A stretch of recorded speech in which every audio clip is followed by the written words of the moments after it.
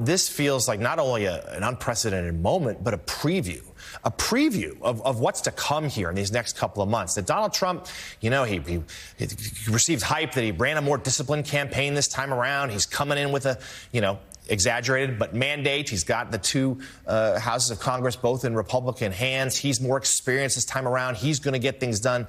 Well, if this week is any example, it's the exact same chaos that we saw the first time around. Yeah, well, when Republicans control the House of Representatives, Jonathan, we have chaos, and we've had chaos going back a long time. Really, you can trace this back to John Boehner's tenure. Now, John Boehner was like a reasonable human being compared to what we've got today.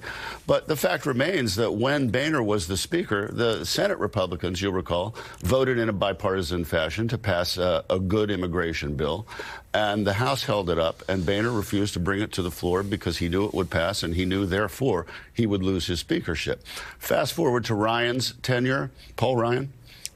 They passed, what did they pass? They passed a tax cut. That's really about all they passed when they had the reins. They couldn't even repeal Obamacare. Fast forward now to Kevin McCarthy's very brief tenure, the third shortest, I believe, in the history of the House of Representatives, and they essentially did nothing. And now here in Mike Johnson's tenure, they have another mess. Now, when Trump is sworn in, and Trump presents his legislative agenda, such as it will be, and I can't really think of much that he has in the way of a legislative agenda, except another massive tax cut and some tariffs, although he may not even need legislation on those tariffs. What are the Republicans going to do? It's interesting that we see these cracks today. 38 Republicans voting against the bill that Trump wanted for, fairly principled reasons, actually.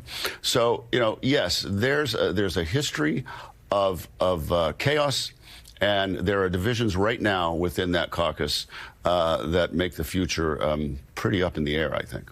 And one of the questions that's up in the air is, who's going to be Speaker of the House, Ali Vitale? Because Mike Johnson right now, his grip on power has never been particularly firm, but he has been taking it on all sides this week. Give us the latest here as to whether you think, whether the government shuts down tonight at midnight or not, whether he's going to be reelected Speaker come January 3rd.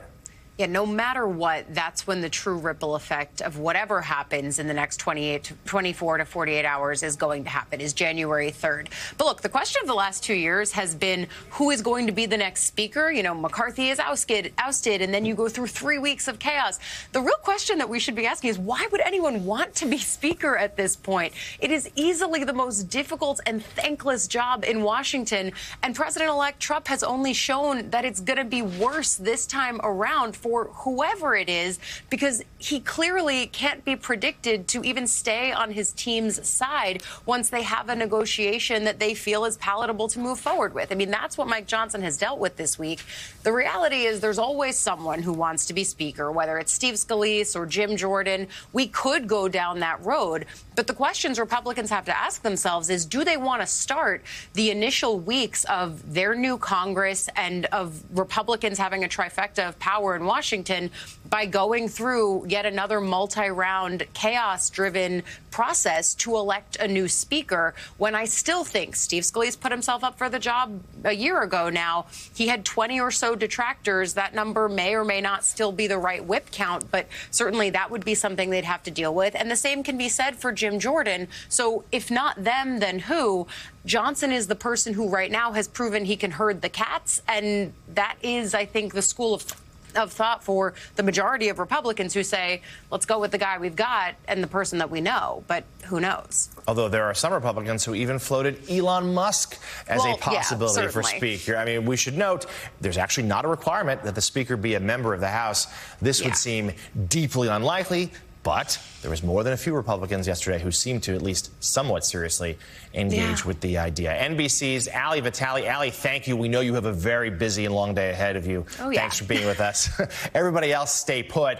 Coming up next on Morning Joe, Amazon workers are on strike at several delivery